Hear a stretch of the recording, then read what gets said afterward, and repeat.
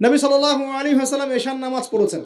এশার নামাজ পড়ে কাবা ঘরের পাশে হাতিম আছে, কাবার হাতিম, হাতিমের উপর তিনি শুয়ে আছেন ডান কাত হয়ে। ডান কাতে শোয়া সুন্নত। ডান কাতে শুয়ে আছেন, তন্দ্রা ভাব, পরিপূর্ণ ঘুম আসে নাই। নবীদের কিন্তু ঘুম নাই। নবীদের ঘুমটাও কিন্তু, নবীদের ঘুমের মধ্যে যা আসে আল্লাহর পক্ষ থেকে সেটা ওহী। নবীদের দেহ ঘুমায়, অন্তর কিন্তু ঘুমায় না, মনে রাখবেন।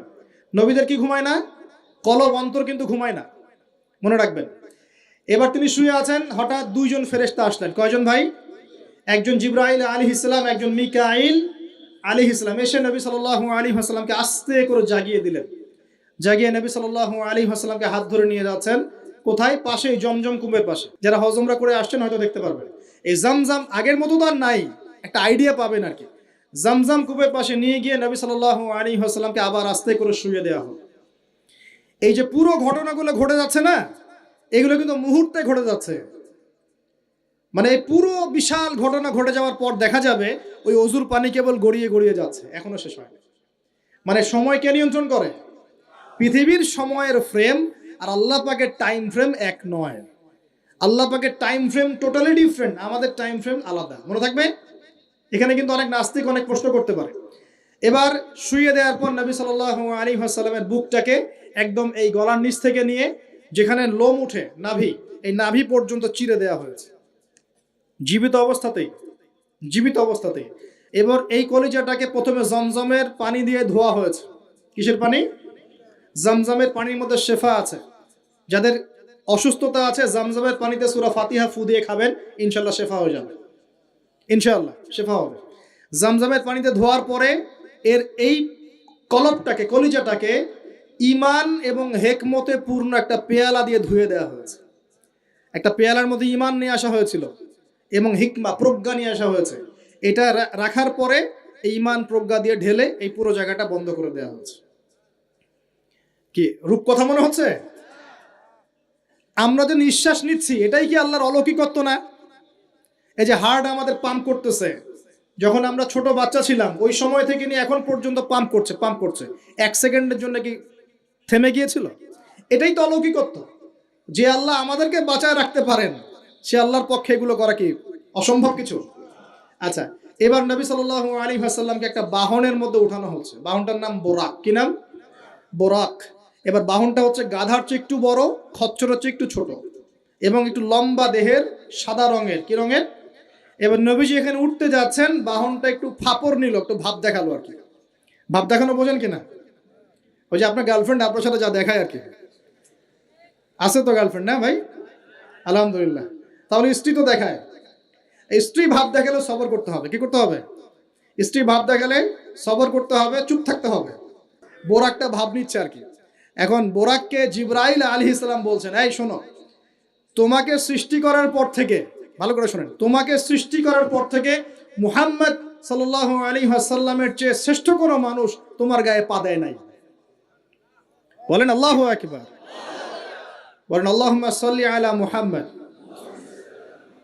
আল্লাহুম্মা বারিক আলা মুহাম্মদ। তোমাকে সৃষ্টি করার পর থেকে মুহাম্মাদের চেয়ে সাল্লাল্লাহু আলাইহি ওয়াসাল্লাম শ্রেষ্ঠ কোনো মানুষ তোমার পিঠে ওঠে নাই। সুবহানাল্লাহ। জান্নাত থেকে এই বাহনটা নিয়ে আসা হয়েছে। কোত্থেকে? জান্নাত থেকে। এবার তিনি বোরাকে উঠলেন। বোরাক, ও আচ্ছা, বোরাক এই কথা শুনে কি করলো? বোরাক এই কথা শুনে ভাব তো চলে গেলই গেল, ও ঘামা শুরু করেছে, ঘামা শুরু করেছে, ঘামতে শুরু করেছে।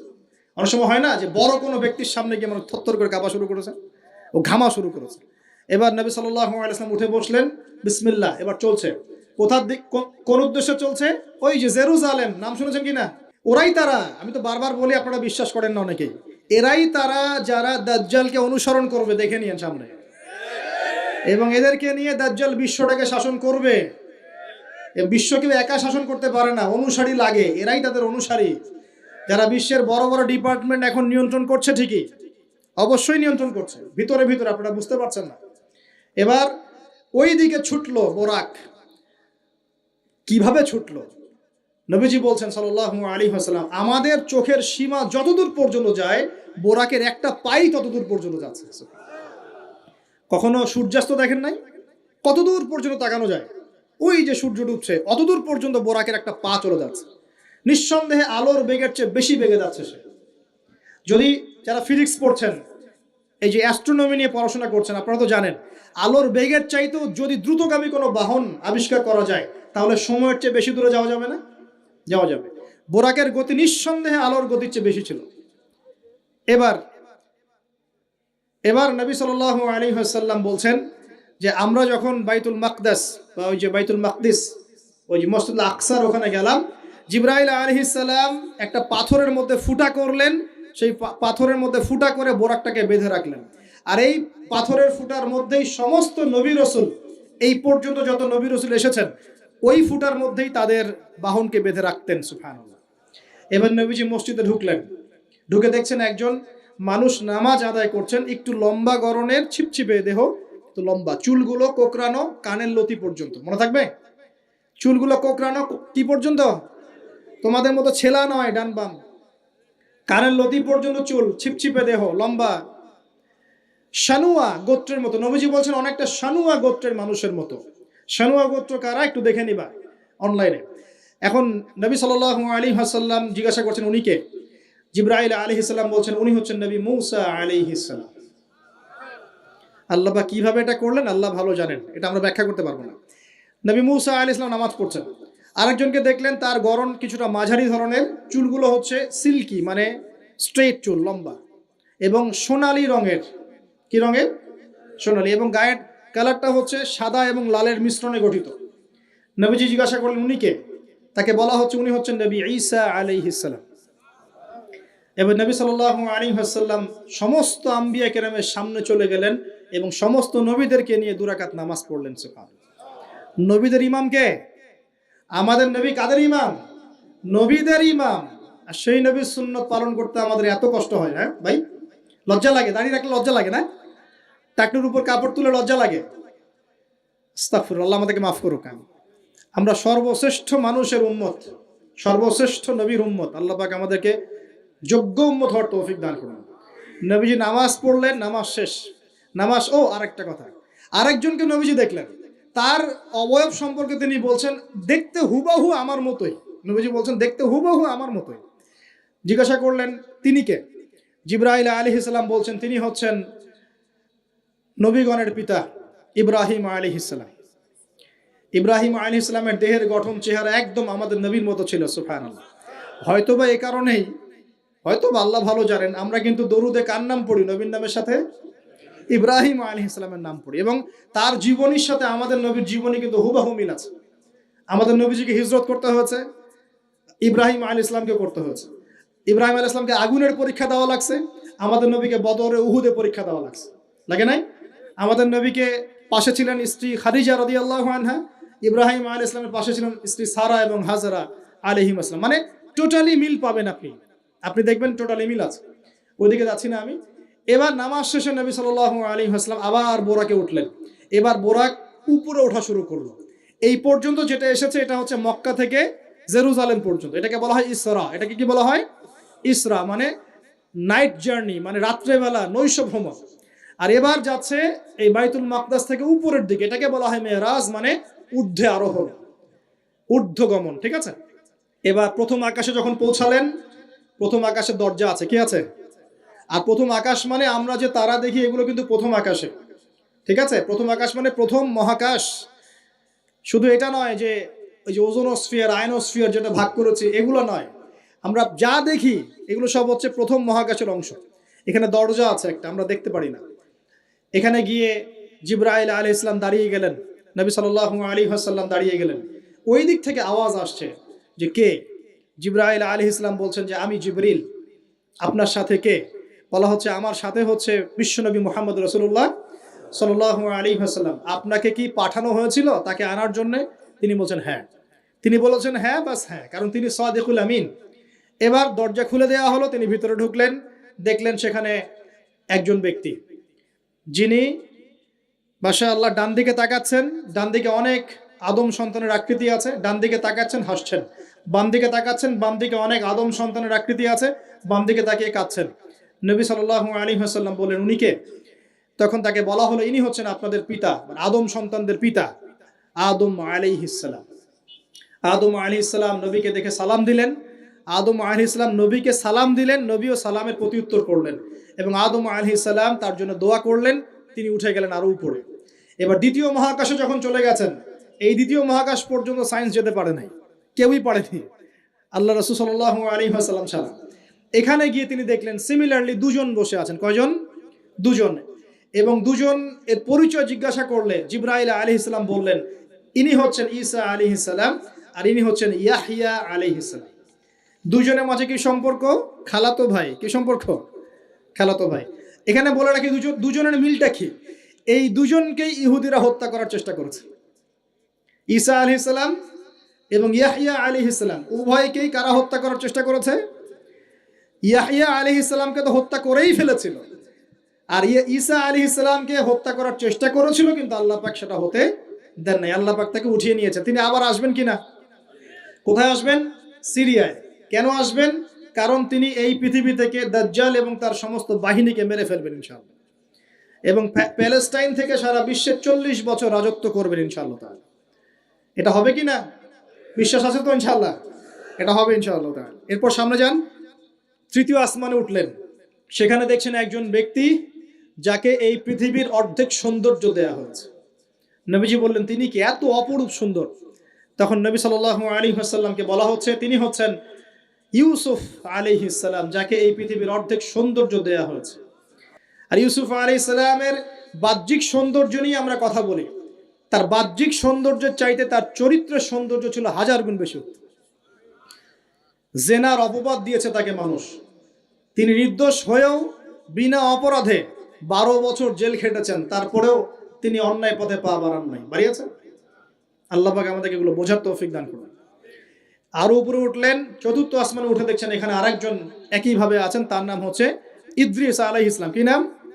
ইদ্রিস আলাইহিস সালাম। তিনি চতুর্থ আসমানে অপেক্ষা করেন। একইভাবে সবার সাথে কথাবার্তা হলো, সালাম বিনিময় করা হলো, মোবারকের দোয়া করলেন, তিনি আবার উঠে গেলেন। পঞ্চম আসমানে উঠে তিনি দেখছেন ওই ইচ্ছে নবী মুসা আলাইহিস সালাম। কোন নবী? নবী মুসা আলাইহিস সালাম। সবাই সালাম দিচ্ছেন, একইভাবে কথাবার্তা হচ্ছে। ষষ্ঠ আসমানে উঠে দেখছেন হারুন আলাইহিস সালাম, মুসা আলাইহিস সালামের ভাই, মনে আছে? হারুন আলাইহিস সালাম, যিনি ফেরাউনের কাছে দাওয়াত নিয়ে গিয়েছিলেন, মুসা আলাইহিস সালামের সাথে ছিলেন। সপ্তম আসমানে উঠে তিনি দেখছেন একজন ব্যক্তি, তারা ওখানে খেলছে, যখনই ওদের পিতামাতার কথা মনে হয় দৌড় দিয়ে আসে ইব্রাহিম আলাইহিস সালামের কাছে। মনে রাখবেন, বাচ্চাদের সাথে কেন ইব্রাহিম আলাইহিস সালামকে রাখা হলো, এখানে একটা ব্যাখ্যা হতে পারে, আল্লাহু আ'লাম। শিশুদের সাথে থাকতে হলে শিশুর মতো মন থাকতে হয়। বাচ্চাদের সাথে কারা ভালোভাবে মিশতে পারে জানেন? যাদের মনটা বাচ্চাদের মতো, শিশুর মতো সরল হতে হয়। শিশুর মতো হতে হয়, সরল। যাদের মন শিশুর মতো সরল, এদের মনের মধ্যে কিন্তু হিংসা, বিদ্বেষ, রিয়া, অহংকার এগুলো থাকবে না। ইব্রাহিম আলাইহিস সালাম ওই শিশু কুরবানির পরীক্ষায় ফেলতে হয়েছিল না? আল্লাহ রাব্বুল আলামিন দেখেন তাকে বাচ্চাদের সাথে রেখে দিয়েছেন। বাচ্চারা ওখানে খেলাধুলা করে, যখনই ওদের বাবার কথা মনে হয়, মায়ের কথা মনে হয়, দৌড় দিয়ে ইব্রাহিম আলাইহিস সালামের কাছে চলে আসে। তিনি আদর করে দেন, আবার চলে যায়। কি চমৎকার দৃশ্য! তিনি হেলান দিয়ে আছেন বাইতুল মামুরে, সালাম করলেন, সালাম করে নবীজিকে বললেন, হে নবী, আপনার উম্মতকে জানিয়ে দিয়েন, আমি আপনাদেরকে সেটা জানিয়ে দিচ্ছি। হে নবী, আপনার উম্মতকে জানিয়ে দিয়েন যে জান্নাত হচ্ছে একটা উর্বর জায়গা, জান্নাতের পানি হচ্ছে মিষ্টি, জান্নাতের মাটি খুব উর্বর, জান্নাতের অনেক জায়গা ফাঁকা পড়ে আছে। আপনার উম্মতকে জানিয়ে দিয়েন এই ফাঁকা জায়গাগুলোতে তারা যদি গাছ লাগাতে চায় তাহলে যেন পড়ে সুবহানাল্লাহ, আলহামদুলিল্লাহ, ওয়ালা ইলাহা ইল্লাল্লাহ, আল্লাহু আকবার, ওয়ালা হাওলা ওয়ালা কুওয়াতা ইল্লা বিল্লাহ। এই মেসেজটা কে দিয়েছেন? ইব্রাহিম আলাইহিস সালাম। এই যে বাইতুল মামুরে হেলান দিয়ে আছেন, এটা কি? নবীজি বলছেন এটা হচ্ছে ফেরেশতাদের ইবাদত করার জায়গা। কাবা ঘর আছে না আমাদের, এই কাবা ঘরের ঠিক সোজা উপরে বাইতুল মামুর আছে, সপ্তম আসমানের ওখানে। ফেরেশতারা কিভাবে ইবাদত করেন শোনেন। নবীজি বলছেন এই বাইতুল মামুরে প্রতি মুহূর্তে 70,000 ফেরেশতা তাওয়াফ করছে। সুবহানাল্লাহ। ঠিক যেমন এখানে তাওয়াফ হচ্ছে 24 ঘন্টা, তাওয়াফ কি থেমে থাকে? তাওয়াফ থামে না। ঠিক ওইভাবে বাইতুল মামুরে তাওয়াফ থেমে থাকছে না। বাইতুল মামুরে ফেরেশতারা তাওয়াফ করছেন 70,000 ফেরেশতা একই সাথে। আর শুনে রাখেন, যে 70,000 ফেরেশতা একবার তাওয়াফ করার সৌভাগ্য পেয়েছে তারা কিয়ামত পর্যন্ত আর দ্বিতীয়বার চান্স পাবে না। এবার কি চিন্তা করতে পারছেন ফেরেশতাদের সংখ্যা কত? কত হতে পারে? আমাদের সংখ্যা তত্ত্বের বাইরে, আমাদের সংখ্যা তত্ত্বের বাইরে। এবার নবী সাল্লাল্লাহু আলাইহি ওয়াসাল্লাম আরো একটু উপরে উঠলেন। এই জায়গার নাম সিদরাতুল মুনতাহা। কি নাম? সিদরাতুল মুনতাহা। এটা হচ্ছে একটা বড়ই গাছ। বড়ই গাছ দেখেছেন তো? এটা নবীজি বলছেন এত চমৎকার এই বড়ই গাছ, এর মধ্যে এত বেশি রং ছিল যে রংগুলোকে আমি ব্যাখ্যা করতে পারবো না। এর পাতাগুলো ছিল হাতির কানের মতো এবং এর ফলগুলো ছিল মটকার মতো বড় বড় এক একটা, এবং এর মধ্যে প্রজাপতি বসেছিল। এই প্রজাপতিগুলোর রং এত চমৎকার যেগুলো আমাদের পৃথিবীর রঙের মতো নয়। মানে এগুলো ব্যাখ্যা করার মতো শব্দ আমাদের কাছে নাই। অ্যামেজিং। এটা কোন জায়গা? আমাদের সবার রুহগুলো যেখানে উঠে যায়। এটা কোন জায়গা? আমাদের সবার নেক আমলগুলো যেখানে উঠে যায়। সবার রুহ, মৃত ব্যক্তিদের রুহ বা আত্মা এবং নেক আমলগুলো এই পর্যন্ত ওঠে, এরপরে সেখান থেকে উঠিয়ে নেওয়া হয়, এরপরে তারা আর যেতে পারে না। একইভাবে উপর থেকে আল্লাহ পাকের কোনো আদেশ আসলে এই সিদরাতুল মুনতাহা পর্যন্ত আসে, এরপর সেখান থেকে নিয়ে আসা হয়। আমি কি বুঝতে পারছি? এই হলো সিদরাতুল মুনতাহা, যেটা ফেরেশতাদের শেষ সীমা। এরপরে ফেরেশতারা আর যেতে পারবেন না। আল্লাহ পাকের নিকটবর্তী ফেরেশতারা ছাড়া নর্মাল যারা, তারা ওখানে যেতে পারবে। নর্মাল মানে বলছি যারা এমনি অন্যান্য দায়িত্বে আছেন, তারা সেখানে যেতে পারবেন না। এই পর্যন্ত লাস্ট ওই যে লাইন থাকে না, ডেড লাইন, এটা ডেড লাইন, এরপর যেতে পারবে না। এবার আমাদের নবীকে এখানে বাহন চেঞ্জ করে দেওয়া হলো, অন্য একটা বাহন আরো দ্রুতগামী তাকে দেওয়া হলো। এই বাহনে করে নবীজি একদম আলো পর্দা ভেদ করে উপরে উঠছেন। সুবহানাল্লাহ। আল্লাহ পাকের একদম কাছাকাছি আসছে। কাছাকাছি আসার পর তিনি বলছেন, আমি তখন শুনতে পেলাম যে আল্লাহ পাকের নিকটস্থ ফেরেশতা যারা আল্লাহর আদেশ লিখে রাখেন, তারা কলম দিয়ে লিখছে আল্লাহর আদেশ। এই কলমের লিখার খসখস শব্দ আমি শুনতে পেলাম। সুবহানাল্লাহ। আল্লাহ পাক 3টা স্পেশাল ওহী করলেন। কয়টা ভাই? 3টা। অন্যান্য অনেক কথা তো হয়েছে, সেগুলো তো আমরা হাদিসের মধ্যে আমরা ডিটেলস বলতে পারছি না, সময় শর্ট। 3টে স্পেশাল ওহী আল্লাহ রাব্বুল আলামিন করেছেন। তার প্রথমটা হচ্ছে নবী সাল্লাল্লাহু আলাইহি ওয়াসাল্লামকে এই জায়গায় 50 ওয়াক্ত নামাজ হাদিয়া গিফট দেওয়া হলো। কত ওয়াক্ত? এবার নবীজি 50 ওয়াক্ত নিয়ে চলে আসছেন। আর পরের দুটো পরে বলছি। 50 ওয়াক্ত নিয়ে চলে আসছেন। আসার সময় এই যে ষষ্ঠ আসমানে, পঞ্চম আসমানে কার সাথে দেখা? মুসা। কে আমাকে করছে? মুসা আলাইহিস সালাম। তিনি বলছেন, আল্লাহ পাক কি দিয়েছেন আপনাকে হাদিয়া? নবী সাল্লাল্লাহু আলাইহি ওয়াসাল্লাম বলছেন 50 ওয়াক্ত নামাজ। কত ওয়াক্ত? 50 ওয়াক্ত। নবী এবার মুসা আলাইহিস সালাম বলছেন, আমার উম্মতকে 2 ওয়াক্ত নামাজ দেওয়া হয়েছে, সেটাই আমার উম্মত আদায় করতে পারে নাই। 50 ওয়াক্ত নামাজ আপনার উম্মত পারবে না, আপনি কমাই নিয়ে আসেন যান। তিনি আবার গেলেন 50 থেকে 45, আবার 45 থেকে 40, 40 থেকে 35, 35 থেকে 30, এই করতে করতে করতে করতে 5 ওয়াক্ত যখন আসলো, তখনও নবীজিকে বলা হচ্ছে আপনি আরো কমাই নিয়ে আসেন। নবীজি বলছেন, আমার যেতে লজ্জা লাগছে, আল্লাহ পাক আমাকে এত বেশি কমিয়ে দিলেন, আরো কমাতে চাইতে আমার লজ্জা লাগছে। দেখেন, মুসা আলাইহিস সালাম বলেছিলেন আমার উম্মতকে 2 ওয়াক্ত নামাজ দেওয়া হয়েছিল, আদায় করতে পারে নাই। উম্মতে মুহাম্মাদের মধ্যে এমন মানুষ নাই 2 ওয়াক্ত 1 ওয়াক্ত নামাজও পড়তে পারে না। নবীদের এটা হিকমা, দূরদর্শিতা। এবার নবী সাল্লাল্লাহু আলাইহি ওয়াসাল্লাম আল্লাহর কাছে গিয়ে আরজি পেশ করছেন। আল্লাহ রাব্বুল আলামিন বলছেন, 5 ওয়াক্ত নামাজ আমি দিলাম, কিন্তু 5 ওয়াক্ত যদি তোমার উম্মত আদায় করে 50 ওয়াক্তের নেকি দেওয়া হবে ইনশাআল্লাহ। আরেকটা বেনিফিট তোমার উম্মতের যে কোনো ব্যক্তি যে আমলই করুক না কেন 10 গুণ বাড়ায় নেকি দেওয়া হবে ইনশাআল্লাহ। কিন্তু তোমার উম্মতের কোনো ব্যক্তি যদি গোনা করে, তাহলে গোনাকে 10 গুণ বাড়ায় দিব না ইনশাআল্লাহ। গোনা একটাই থাকবে। গোনা কি হবে? একটাই থাকবে। আর নেকির কাজ করলে 10 গুণ বাড়ায় দেওয়া হবে। 1 টাকা দান করছেন 10 টাকার নেকি হবে। 1 রাকাত নামাজ পড়ছেন 10 টাকাতে নেকি হবে। একটা সেজদা করছেন 10টা সেজদার নেকি হবে ইনশাআল্লাহ। কথা বুঝতে পারছেন? এটা হলো একটা গিফট বা হাদিয়া। সেকেন্ড গিফটটা হচ্ছে আল্লাহ রাব্বুল আলামিন নবী সাল্লাল্লাহু আলাইহি ওয়াসাল্লামকে সূরা বাকারার শেষের 2টা বা 3টা আয়াত ওহী করলেন। কয়টা ভাই? শেষের 2টা বা 3টা। লিল্লাহি মা ফিস সামাওয়াতি, এখান থেকে ফানসুরনা আলাল কওমিল কাফিরিন পর্যন্ত। এই আয়াতগুলোর ফজিলত সম্পর্কে এসেছে যে রাতের বেলা কেউ যদি এই আয়াতগুলো পড়ে ঘুমায়, সূরা বাকারার শেষের 2টা বা 3টা পড়ে ঘুমায়, সারা রাত তাহাজ্জুদের নেকি পাবে ইনশাআল্লাহ। এবং দৃশ্য অদৃশ্যের কোনো ক্ষতি, তার কোনো অনিষ্ট সাধন করতে পারবে না ইনশাআল্লাহ। এই যে সমস্যা হয় ঘুমের মধ্যে, জিনের সমস্যা, জাদুর সমস্যা, বদনজর ইত্যাদি, কোনো রকম প্রবলেম তাকে ফেস করতে হবে না ইনশাআল্লাহ। সূরা বাকারার শেষের কয় আয়াত? কমপক্ষে 2 আয়াত, যদি পারেন 3টা আয়াত পড়বেন। 2টা হাদিয়া হলো। 3 নম্বর হাদিয়াটা আরো বড়।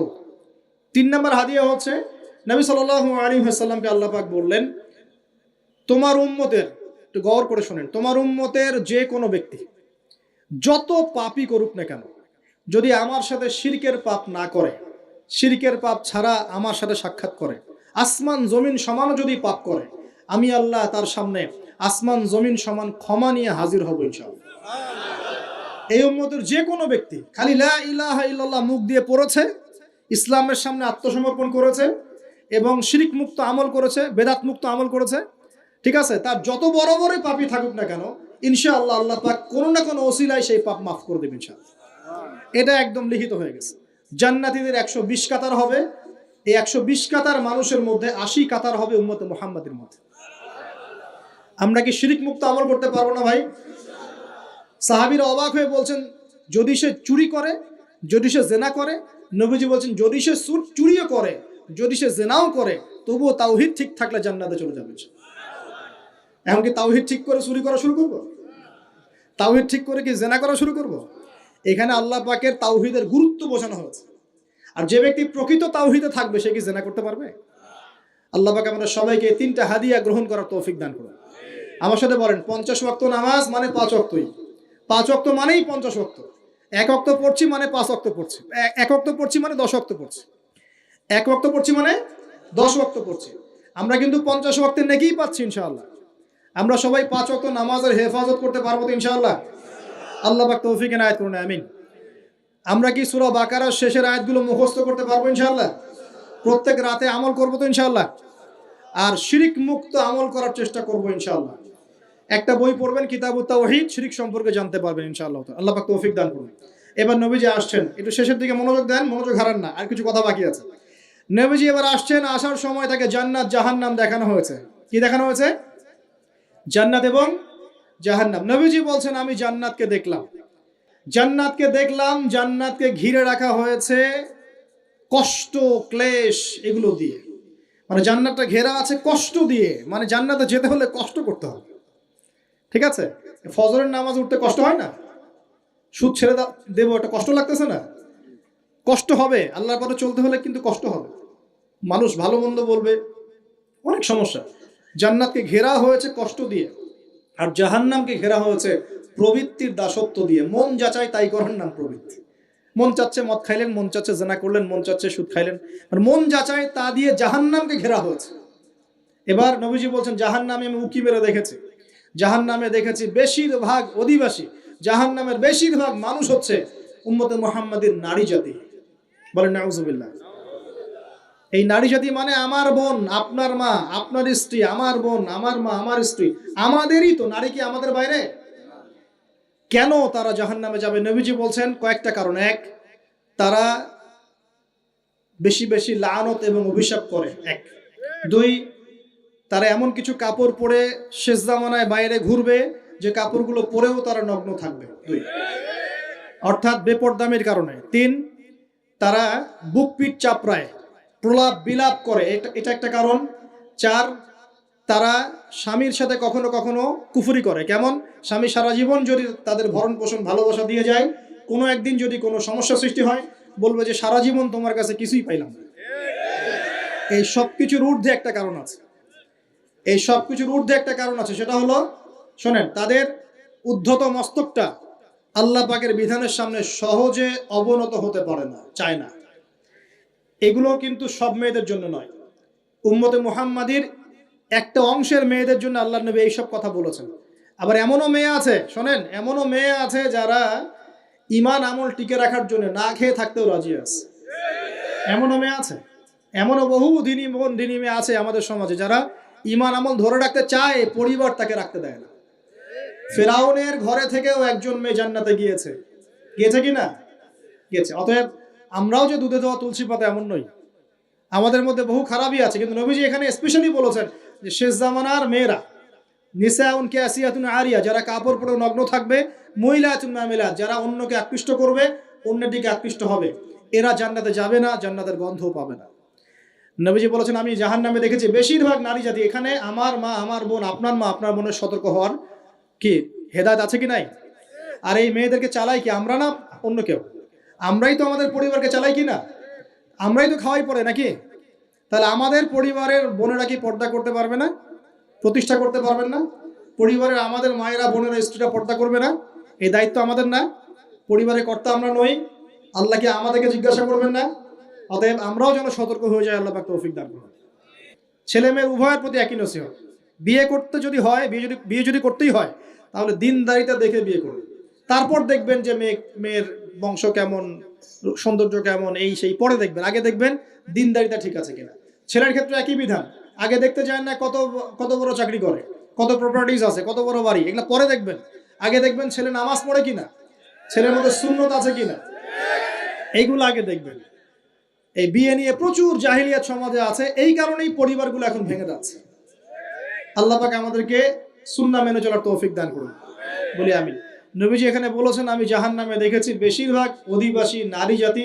আমাদের বোনদেরকে রিকোয়েস্ট করব, সতর্ক হয়ে যান, আল্লাহর ওয়াস্তে সতর্ক হয়ে যান। কেন শোনেন, কেন নবীজি বললেন, এই পয়েন্টটা একটু ভালো করে বোঝেন।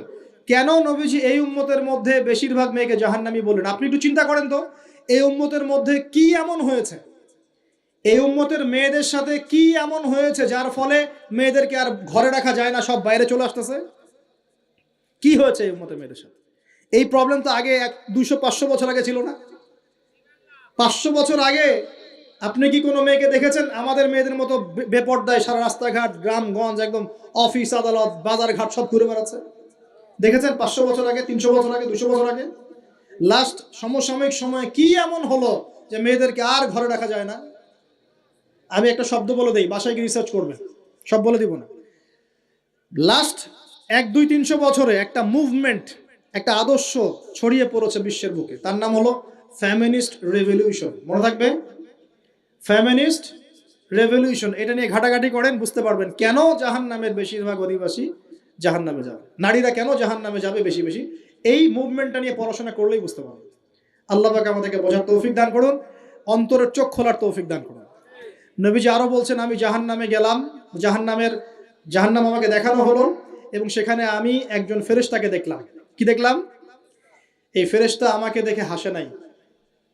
সবাই মনোযোগ দেন, মেরাজের রাতের সবাই নবী সাল্লাল্লাহু আলাইহি ওয়াসাল্লামের সাথে হাসি মুখে সাক্ষাৎ করেছেন, এই ফেরেশতা বাদ দিয়ে। নবীজি বললেন জিবরাইল আলাইহিস সালামকে, সে এত গম্ভীর কেন, তার চেহারা হাসি নাই কেন? জিবরাইল আলাইহিস সালাম বলছেন, যখন থেকে আল্লাহ পাক তাকে জাহান্নামের দায়িত্ব দিয়েছেন, যেদিন থেকে আল্লাহ পাক এই ফেরেশতাকে জাহান্নামের দায়িত্ব দিয়েছেন, ওই দিন থেকে তার চেহারার হাসি চলে গেছে। আর কিছু বলতে হবে? কেন হাসি চলে গেল? খুশিতে? জাহান্নামে আল্লাহ পাকের আযাব এবং এই আযাবের দায়িত্ব পালন করতে গিয়ে তার চেহারা থেকে হাসি চলে গেছে। নাউযুবিল্লাহ। নবীজি জানালেন তার নাম হচ্ছে মালিক। কি নাম? মালিক। আমরা দোয়া করি আমরা যেন তার সাক্ষাৎ না পাই, আমরা দোয়া করি আমরা যেন তার সাক্ষাৎ না পাই, আমিন। জান্নাতে তিনি যখন দেখলেন, সেখানে দেখলেন যে এখানে বেশিরভাগ অধিবাসী হচ্ছে এই উম্মতের গরিব মানুষরা। এই উম্মতের কারা? গরিব মানুষ, টাকা পয়সা কম, এত হিসাব কিতাব নাই, 5 ওয়াক্ত নামাজ পড়ে, রোজা রাখে, সাধ্যমতো দান সদকা করে, সত্য কথা বলে, জান্নাতে চলে যাবে ইনশাআল্লাহ। গরিবদের 500 বছর আগে, কত বছর আগে? তার মানে এই উম্মতের যদি কেউ গরিব হয়ে থাকি আমরা, কষ্টের কিছু আছে? ইনশাআল্লাহ কষ্টের কিছু নাই। তারপর নবীজি আসছেন, তিনি বলছেন যে আমি একটা মিষ্টি জান্নাতি সুঘ্রাণ পেলাম। আমি জিজ্ঞাসা করলাম এটা কোত্থেকে আসছে? তখন জিবরাইল আলাইহিস সালাম বললেন, এই ঘ্রাণ আসছে ফেরাউনের মেয়ের চুল আঁচড়ে দিত একজন দাসী, হঠাৎ একদিন চিরুনি পড়ে গেল হাত থেকে, সে বিসমিল্লাহ বলে চিরুনি উঠিয়েছে, আর দাসী শুনে নিয়েছে বিসমিল্লাহ মানে কি? আল্লাহর নামে মানে কি? তোমার কি ফেরাউন আমার বাবা ছাড়া আরো কোনো ইলাহ আছে নাকি? তখন সেই মহিলা বলেছিল, হ্যাঁ, আমি এক আল্লাহর ইবাদত করি, ফেরাউনেরও রব হচ্ছে আমার আল্লাহ। এই অপরাধে তাকে ফেরাউন বড় আগুনের কুণ্ডলি খুঁড়ে তাকে ওখানে নামিয়ে দিয়েছিল, এবং তার 3টা কি 4টা বাচ্চা ছিল, এই সব বাচ্চাগুলোকে তার চোখের সামনে পুড়িয়ে মেরেছে। শেষে একটা বাচ্চা ছিল, কোলের বাচ্চা, এই বাচ্চাকে নিয়ে সে লাফ দিবে, তাকে বাধ্য করা হচ্ছে, সে তো নিজে মরতে রাজি, কিন্তু বাচ্চাটা মায়া লাগবে না, সে বাচ্চাকে নিয়ে লাফ দিতে চাচ্ছে না। তখন আল্লাহ পাক ওই বাচ্চার জবানে আল্লাহর কুদরত, আল্লাহর মুজিজা চালু করে দিলেন, ওই বাচ্চা কথা বলা শুরু করলো। ওই বাচ্চা বলল, হে আম্মা ইসবিরি ইয়া উম্মা, হে আমার মা সবর করো। ফাইন্না মাউইদুনাল জান্নাহ, আমাদের জন্য আল্লাহ পাক জান্নাত রেখেছেন। আলহামদুলিল্লাহ, লাভ দিয়ে জান্নাত। ওই যে ফেরাউনের স্ত্রী বলা ঠিক না এখানে, ফেরাউনের ওই দাসী যে চুল আশ্রয় দিত, আসিয়া, যার নাম বলা হয় কোনো কোনো জায়গায় আসিয়া, এবং তার সন্তানদেরকে যেখানে দাফন করা হয়েছে ওখান থেকে জান্নাতের ঘ্রাণ আসছে। কে পেলেন এই ঘ্রাণ? রাসূলুল্লাহ সাল্লাল্লাহু আলাইহি ওয়াসাল্লাম। এবার তিনি চলে আসছেন, এসে কাবা ঘরের হাতিমে আবার এসে সেখানে আসলেন, এখানে বিমর্ষ মুখে বসে আছেন। কেন মন খারাপ? যে আমি যদি এই ঘটনা যদি কালকে এখন সকালে সবাইকে বলা শুরু করি, সবাই তো আমাকে এখন কি বলবে? মিথ্যাবাদী। এমনিই তো মিথ্যাবাদী বলছে, এখন এই ঘটনা আবার বিশ্বাস করবে কিনা? এখন সকালবেলা আবু জেহেল আসছে, আইসা বলছে যে কি নতুন কিছু ঘটনা ঘটছে নাকি, নতুন কোনো ঘটনা আছে নাকি, টিটকারি করলো আর কি। রাসূল সাল্লাল্লাহু আলাইহি ওয়াসাল্লাম বলছেন, আমি গতকালকে আকসায় গিয়েছিলাম। এখন আবু জেহেল বলছে, ও আচ্ছা চমৎকার, আকসায় গিয়েছিলেন, তাই নাকি, আর কি করেছো? তো যে আমি এই ঘটনা ঘটেছে আমার সাথে। তখন সবাইকে সে ঢোল পিটায় নিয়ে আসলো, আরে আসো আসো, মুহাম্মদ কি বলে শোনো, দেখো কি বলে, তো পাগল হয়ে গেছে নাউজুবিল্লাহ। বলছে আকসায় গিয়েছিলে, বলো তো আকসায় কি কি আছে? সুবহানাল্লাহ, আল্লাহ রাব্বুল আলামিন এখন যেমন ভিডিও দেখি না আমরা, এইভাবে আল্লাহ রাব্বুল আলামিন মসজিদুল আকসাকে নবীর সামনে তুলে ধরলেন সামনে, এবং নবী সাল্লাল্লাহু আলাইহি ওয়াসাল্লাম দেখে দেখে বলছেন আকসায় কয়টা দরজা আছে, কয়টা জান্নাত আছে, পূর্ব দিকে কি আছে, পশ্চিম দিকে কি আছে, সিঁড়ি কয়টা, সব বলে দিলেন মাশাআল্লাহ। এরপর আবু বকর সিদ্দিকের সামনে একজন কাফের গিয়ে বলছে, জানো মুহাম্মদ কি বলেছে? মুহাম্মদ এই কথা বলেছে। আবু বকর সিদ্দিক তখন বলছেন যে আমি তো এর চাইতেও কঠিন কথা বিশ্বাস করি, আমি তো বিশ্বাস করি যে নবী সাল্লাল্লাহু আলাইহি ওয়াসাল্লামের কাছে আসমান থেকে আল্লাহর ওহী আসে, আর মেরাজের রাতটার এমন কি, আমি তো বিশ্বাস করি আল্লাহ তার সাথে কথা বলেন, আল্লাহ পাকের কথা তার কাছে আসে, আল্লাহর কালাম তার কাছে আসে। ওই দিন থেকে নবী সাল্লাল্লাহু আলাইহি ওয়াসাল্লামের এই সাহাবীর নাম হয়ে গেল আবু বকর সিদ্দিক। এখন এর মাঝখানে আর কয়েকটা কথা হয়েছে, আমাদের নবী পরে হাদিসে জানিয়েছেন, এগুলো বলে শেষ করছি। নবীজি বলছেন, আমি যখন মেরাজের রাতে গিয়েছি আমাকে আল্লাহ পাক কিছু আযাব দেখিয়েছেন। কি দেখেছেন ভাই? আমরা দোয়া করি আল্লাহ পাক এই আযাবগুলো থেকে আমাদেরকে বাঁচান, এবং যে পাপের কারণে এই আযাব হয় সে পাপ থেকে আমাদেরকে বাঁচান। বলেন আমিন। আর একটা কথা বলে রাখি, যেহেতু নবীকে এই আযাবগুলো দেখানো হয়েছে, অন্য কোনো নবীকে কিন্তু দেখানো হয় নাই। কাকে দেখানো হয়েছে? আমাদের নবীকে। তার মানে এই পাপগুলো এবং এই আযাব আমাদের উম্মতের মধ্যেই বেশি থাকবে। বুঝতে পারছেন না মনে হয়?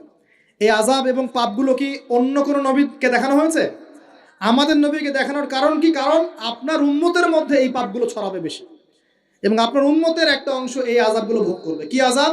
নবীজি যাচ্ছেন, দেখছেন, যুবকরা শুনে ভালো করে, নবীজি দেখছেন একটা চুলা, কি ভাই, তন্দুর রুটি দেখেছেন যে চুলায় রান্না করে, ঠিক ওই রকম শব্দই হাদিসে এসেছে, তান্দুর।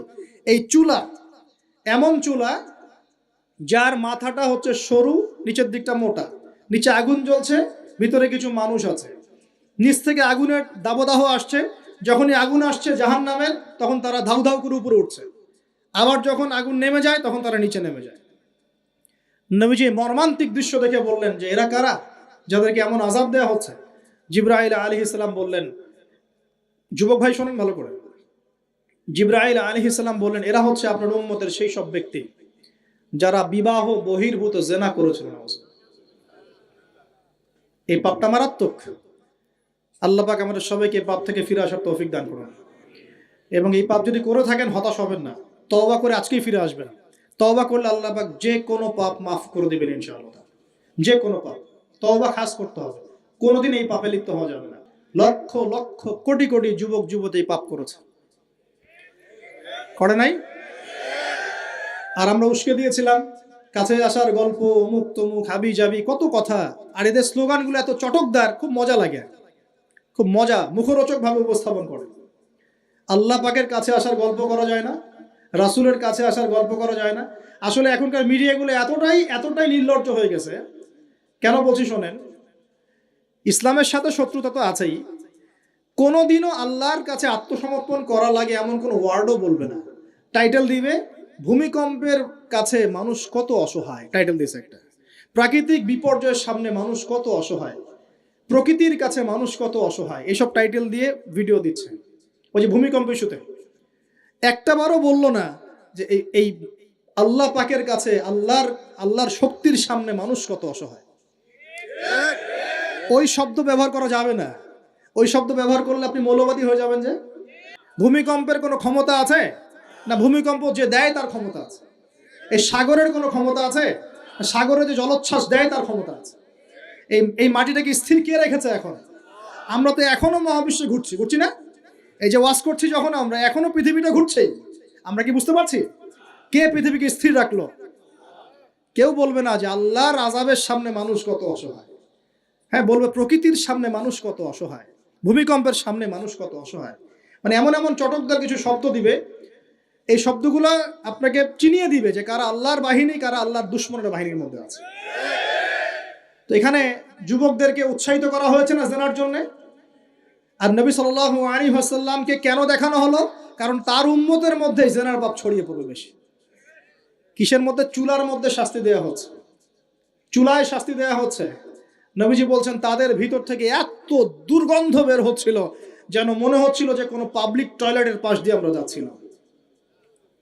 প্রিয় ভাই, আল্লাহর ওয়াস্তে জেনার ধার কাছেও যায় না। আল্লাহ পাক বলেছেন ওয়ালা তাকরাবু জিনা, জেনার কাছেও যেও না। তো এক নাম্বার শাস্তি কি দেখেছেন নবী সাল্লাল্লাহু আলাইহি ওয়াসাল্লাম? কিসের শাস্তি? তন্দুর চুলার মধ্যে আগুনের শাস্তি। কিসের পাপের কারণে? বলেন, জেনা। এই উম্মতে মুহাম্মাদের মধ্যে জেনা ছড়িয়ে পড়েছে কিনা? এখন আমরা কি এই স্রোতে গা ভাসাবো না দূরে থাকবো? আমরা হালাল উপার্জনের সোর্স তৈরি করব, করে হালাল বিয়ে করবো ইনশাআল্লাহ। হালাল উপার্জনের মাধ্যম তৈরি করবেন, করে বিয়ে করবেন ইনশাআল্লাহ। বিয়ের আগে কোনো পীড়িত নাই, সব পীড়িত বিয়ের পরে ইনশাআল্লাহ পারা যাবে ইনশাআল্লাহ। আর সব আগে ভাগে খেয়ে শেষ করে ফেললে পরে খাবেন কি? তাই না বিষয়টা? আচ্ছা, এবার সামনে যাই। নবী সাল্লাল্লাহু আলাইহি ওয়াসাল্লাম সামনে গেলেন, গিয়ে দেখলেন, এবার দেখলেন কিছু মানুষ বসে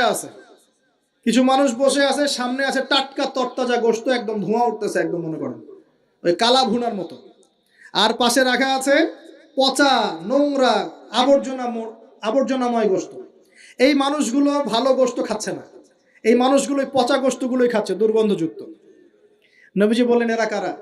নবী সাল্লাল্লাহু আলাইহি ওয়াসাল্লামকে বলা হচ্ছে এরা আপনার উম্মতের সেই সব ব্যক্তি যারা বিবাহিত, ভালো করে শোনেন, এরা আপনার উম্মতের সেই সব ব্যক্তি যারা বিবাহ বহির্ভূত সম্পর্ক করেছে।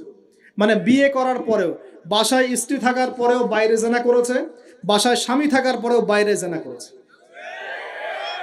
এখন আমাকে বলেন তো, উম্মতে মুহাম্মাদের মধ্যে সমকালীন সময় এই ফিতনাটা ছড়িয়ে পড়ে নাই? পরকীয়া ছড়িয়ে পড়ে নাই?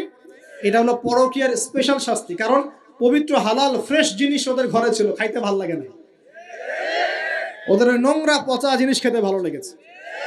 আল্লাহ পাক কিয়ামতের মাঠেও ওই এবং বারজাখের জীবনেও ওই একই শাস্তি দিবেন ইনশাআল্লাহ। আর এখন তো মিডিয়ার মধ্য দিয়ে এই যে বিভিন্ন সিরিয়ালস, নাটক, হাবি জাবি, এগুলোর মধ্য দিয়ে এটাকে উস্কে দেওয়া হচ্ছে, এটাকে অ্যাভেলেবেল করে ফেলা হয়েছে। আর যারা বড় বড় শহরে থাকে এগুলো তো ফিতনা আরো বেশি। আল্লাহ পাক আমাদের মা বোনদেরকে বোঝার তৌফিক দান করুন, আর আমাদের ভাইদেরকেও বোঝার তৌফিক দান করুন। আমাদের সবাইকে আল্লাহ পাক পরকীয়ার মতো নোংরা পাপ থেকে হেফাজত করুন, বিবাহ বহির্ভূত সম্পর্ক থেকে হেফাজত করুন। আরো সামনে যান। নবীজি দেখলেন এবার একটা রক্তের নদী। কিসের নদী ভাই? প্রশ্ন করব কেন রক্তের নদী? উত্তর দিতে হবে। ওই রক্তের নদীতে আল্লাহ পাক কিছু মানুষকে রেখেছেন। ফেরেশতারা পাথর দিয়ে তাদের মাথা ফাটিয়ে দিচ্ছে, পাথর ছিটকে অন্য জায়গায় চলে যাচ্ছে, পাথর নিয়ে আসার মুহূর্তের মধ্যেই মাথা আবার জোড়া লেগে যাচ্ছে, আবার পাথর দিয়ে মাথা ফাটিয়ে দেওয়া হচ্ছে, আবার পাথর ছিটকে চলে যাচ্ছে। নবীজি জিজ্ঞাসা করলেন এরা কারা যাদেরকে শাস্তি দেওয়া হচ্ছে? নবী সাল্লাল্লাহু আলাইহি ওয়াসাল্লামকে জিবরাইল আলাইহিস সালাম বললেন এরা আপনার উম্মতের সেই সব ব্যক্তি যারা সুদখোর ছিল। কি ছিল? এখন বলেন রক্তের নদী কেন? বলেন, উত্তর দেন দেখি, কে বলতে পারবেন? বিসমিল্লাহ, মাশাআল্লাহ, শুকরিয়া। সুদের মধ্য দিয়ে এক শ্রেণীর মানুষ ধনী হয় আর এক শ্রেণীর মানুষ গরিব হয়। সুদের মধ্য দিয়ে গরিব মানুষের রক্তটাকে চুষে খাওয়া হয়। এই কারণেই কিয়ামতের মাঠে এবং বারজাখের জীবনে রক্তের নদীতে ফেলে মাথাটা ফাটিয়ে দেওয়া হবে। মাথা কেন ফাটানো হবে? এই মাথা দিয়ে শয়তানি বুদ্ধিটা বের করেছিল যে ইন্নামাল বাইউ মিসলুর রিবা, সুদ হচ্ছে ব্যবসার মতোই। এই শয়তানি কোত্থেকে বের হইছে? এই মাথা থেকে। এই কোন মাথা পাঠায় দেওয়া হবে। আল্লাহ পাকের শাস্তি খুব নিপুণ। আমি চিন্তা করার চেষ্টা করেছিলাম আজকে কেন এই শাস্তিগুলো এইভাবে আসবে। আল্লাহু আ'লাম বিসওয়াব, আল্লাহ ভালো জানেন, তবে আমাদের কাছে এটা মনে হয়। এরপর সামনে যান। এই পাপের কারণেই আরো কিছু মানুষকে শাস্তি পেতে দেখা গেছে। নবীজি দেখেছেন আরো এক শ্রেণীর মানুষ যাদের পেটটা ফুলে আছে। প্রাসাদ দেখেছেন, অট্টালিকা, অট্টালিকার মতো পেটটা ফুলে আছে, ভিতরে সাপ কিলবিল করছে। না না না না না, নবীজিকে জিজ্ঞাসা করলেন এরা কারা? এই এই হাদিসেও আছে এরা ছিল আপনার উম্মতের সুদখোর ব্যক্তিরা, পেটের ভেতর সাপ কিলবিল করছে। আর একটা জায়গায় তিনটা দেখা গেছে সুদখোরের শাস্তি। কয়টা ভাই? তিনটা। একটা দেখলাম রক্তের নদীতে মাথা ফাটানো, আরেকটা হচ্ছে পেটের মধ্যে সাপ কিলবিল করছে, আরেকটা হচ্ছে দেখলেন কিছু মানুষ পানিতে হামাগুড়ি দিচ্ছে এবং পাথর খাচ্ছে। কি খাচ্ছে ভাই? পাথর। এবং এই পাথরটা ভিতরে যাচ্ছে, গিয়ে পিছনের রাস্তা দিয়ে বের হয়ে যাচ্ছে। নবীজি বলেন এরা কারা? একই উত্তর দিলেন জিবরাইল আলাইহিস সালাম, এরা হচ্ছে আপনার উম্মতের সুদখোর ব্যক্তিরা। সুদের এই তিনটা শাস্তি স্পেশাল দেখা গেছে। কেন আল্লাহ ভালো জানেন, আমরা সব ব্যাখ্যা করতে পারবো না। নবীজি আরো সামনে এগিয়ে গেলেন, তাকে দেখানো হলো এবার এক শ্রেণীর ব্যক্তি, হাতগুলো নখগুলো তামার মতো লম্বা, তামার নখ, লম্বা লম্বা নখ। দেখেছেন কোন কোন মুভির মধ্যে দেখা গেছে, ছবির মধ্যে তামার লম্বা লম্বা। হ্যাঁ, তো এই নখগুলো দিয়ে তারা চোখ এবং গাল আঁচড়াচ্ছে, কোনো কোনো ক্ষেত্রে বুক আঁচড়াচ্ছে এবং ওই গোশতগুলো খাচ্ছে। নবী জিজ্ঞাসা করলেন এরা কারা? নবীজিকে বলা হচ্ছে এরা আপনার উম্মতের সেই সব ব্যক্তি যারা বেশি বেশি গীবত করত এবং অন্যের নামে মিথ্যা অপবাদ ছড়াতো। আর সতর্ক করে দেই, এই পাপটা কিন্তু এখন ছেলে মেয়ে সব সমাজে বেশি হয়। কি আলেম জালেম সব সমাজে বেশি হয়। কোন কোন ক্ষেত্রে ওয়াজ মাহফিলের প্যান্ডেলগুলোর মধ্যে বসে বসে মানুষের গীবত করা হচ্ছে। এবং অনলাইনের ফেসবুক আর ইউটিউবের যে কন্টেন্টের যুগগুলো চলছে, এখানে কারণ থাক না থাক মানুষের গীবত তহমত প্রচুর হচ্ছে, কোনো কারণে হোক অকারণে হোক। সতর্ক হয়ে যাবেন, আপনার দ্বারা আমার দ্বারা যদি কারো গীবত হয়, তামার নখ দিয়ে গাল আশ্রাতে হবে কিয়ামতের মাঠে। আল্লাহ বাঁচাক, আমাদের হেফাজত করুন। এবং এই পাপের আরেকটা শাস্তি দেখা হয়েছে, ওই যে নিজের ভাইয়ের গোশত ছিঁড়ে ছিঁড়ে খাচ্ছে। এক শ্রেণীর মানুষকে আগুন খাওয়ানো হচ্ছে এবং আগুনগুলো পিছনের রাস্তা দিয়ে বের হয়ে যাচ্ছে। জিজ্ঞাসা করা হলো তারা কারা? নবীজিকে বলা হচ্ছে এরা আপনার উম্মতের সেই সব ব্যক্তি যারা এতিমের মাল ভক্ষণ করত। এতিমের মাল অন্যায়ভাবে ভক্ষণ করে খেয়ে ফেলত। আছে কি নাই সমাজের মধ্যে? নবীজি আরো সামনে গেলেন, দেখলেন এক শ্রেণীর মানুষ কাঁধে অনেক বোঝা, বোঝাগুলো হালকা করার বদৌলতে উল্টা তারা বোঝা হালকা না করে আরো কিছু বোঝা ঘাড়ে নিচ্ছে। লাকড়ির বোঝা ঘাড়ে নিয়ে পথ চলার চেষ্টা করছে, কিন্তু পথ চলতে পারছে না। নবীজি বলেন এরা তো অদ্ভুত, এরা তো চাইলে বোঝা হালকা করে চলতে পারত, বোঝা আরো নিয়ে চলছে কেন? নবীজিকে বলা হচ্ছে এরা আপনার মধ্যে সেই সব ব্যক্তি যারা দায়িত্ব যতটুকু নিয়েছিল অতটুকু তো পালন করতে পারতোই না, আরো দায়িত্ব চেয়ে নিত মানুষের কাছে। দায়িত্ব চেয়ে নেওয়ার সংস্কৃতি চলছে না এখন। যোগ্যতা থাক আর না থাক, মানুষ দায়িত্ব চাচ্ছে না। দায়িত্ব না দিলে লাভ করে। যোগ্যতা থাক না থাক, মানুষকে দায়িত্ব চেয়ে নিচ্ছে কিনা? দায়িত্ব নেওয়াটা বড় কথা নয়, পালন করাটা বড় কথা। না করতে পারলে এই শাস্তি ভোগ করতে হবে। আল্লাহ পাক আমাদের সবাইকে হেফাজত করুন, আমিন। এবার সামনে গেলেন, দেখলেন এবার তো মুশকিল। সামনে গিয়ে দেখলেন এক শ্রেণীর মানুষ, কয়েকটা মানুষ না, এক শ্রেণীর মানুষ যাদের জিহ্বাগুলোকে, ঠোঁট আর জিহ্বাগুলোকে আগুনের কেচি দিয়ে কেটে ফেলা হচ্ছে। নবীজি বললেন এরা কারা? রাসূল সাল্লাল্লাহু আলাইহি ওয়াসাল্লামকে বলা হচ্ছে এরা আপনার উম্মতের সেই সব ব্যক্তি যারা ছিল ওয়াইজ বক্তা, আলেম ওয়াইজ বক্তা, যারা মানুষের সামনে দ্বীনের কথা বলতো কিন্তু নিজেরাই সেই দ্বীনের প্রতি আমল করতো না। আল্লাহ রাব্বুল আলামিন আমাকে এবং আপনাদের সবাইকে এই মর্মান্তিক শাস্তি থেকে বাঁচান। যা বলবো তার উপর আমল করার তৌফিক দান করুন, যা জানবো তার উপর আমল করার তৌফিক দান করুন। যা বলি আমল করি না সেটা প্রয়োজনে বলার দরকার নাই, যেটা আমল করি না সেটা প্রয়োজনে বলার দরকার নাই। আল্লাহ পাক আমাদেরকে রাসূলের সুন্নাহ মাফিক দাওয়াতি কাজ করার তৌফিক দান করুন এবং এই শ্রেণীর বক্তার অন্তর্ভুক্ত হওয়া থেকে আল্লাহ পাক আমাদেরকে বাঁচান।